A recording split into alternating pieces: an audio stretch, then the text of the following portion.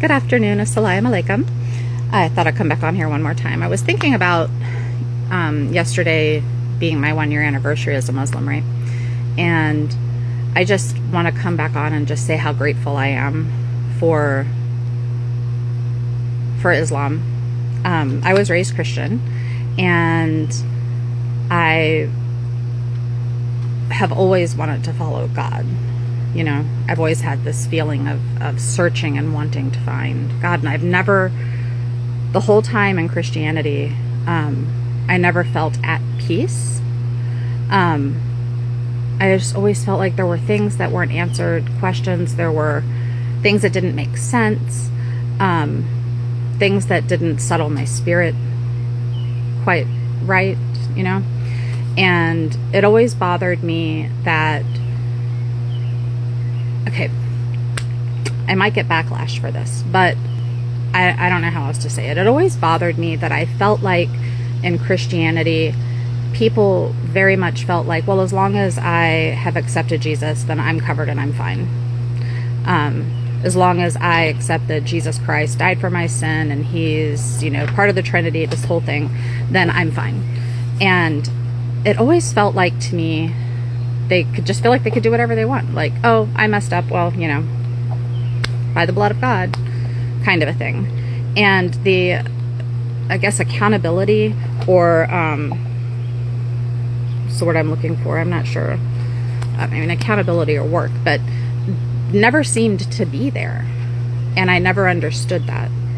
And in Islam, being explained that Jesus was a prophet, one, made beautiful sense when you're talking about the Old Testament, the New Testament, the Quran, logic.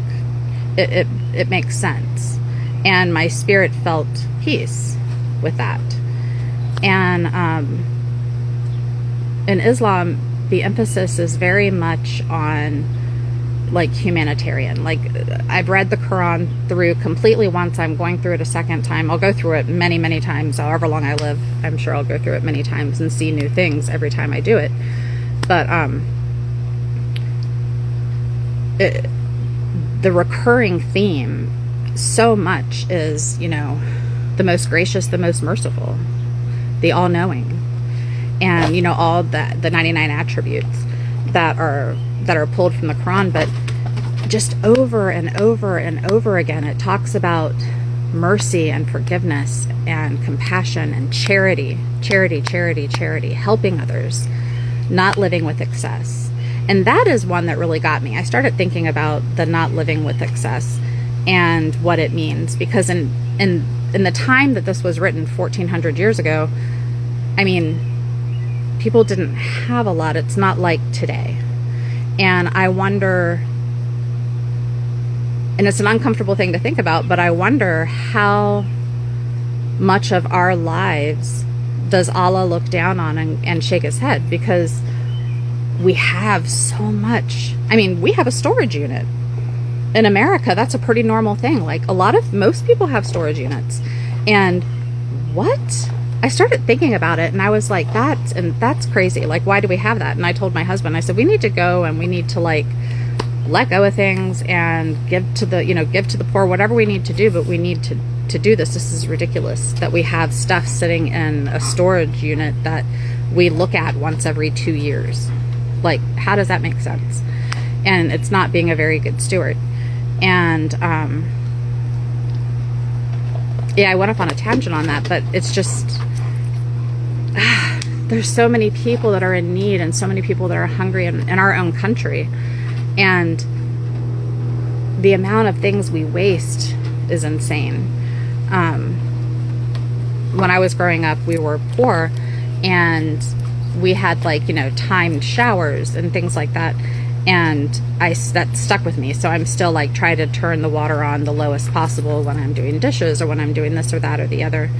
But still, the amount of stuff we waste is just crazy. And I think that's something that we all need to work on. And to understand that when, you know, the Torah, the Bible, or the Quran, well, the first two when they were in their original form, and the Quran today, which is still in its original form, talks about charity and talks about giving and things like that, that didn't change with time.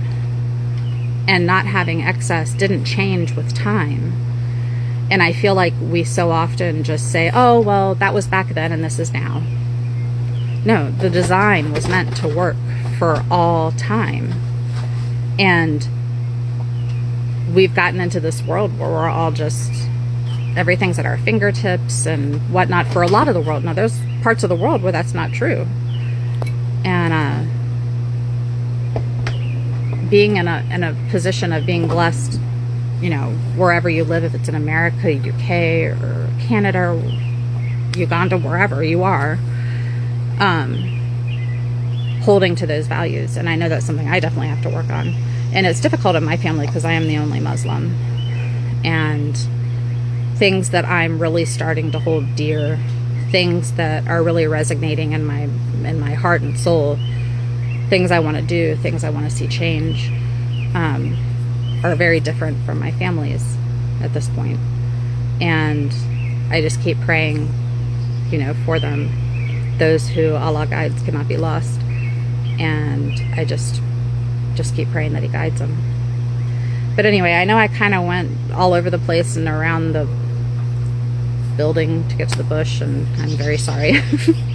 And might not even have made much sense, but I just wanted to get on here and like express my gratitude for Islam and for this new peace that I have, that I've had for a year now.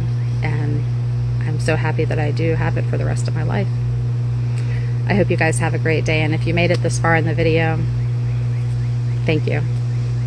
I hope you guys have a blessed and beautiful day. Inshallah.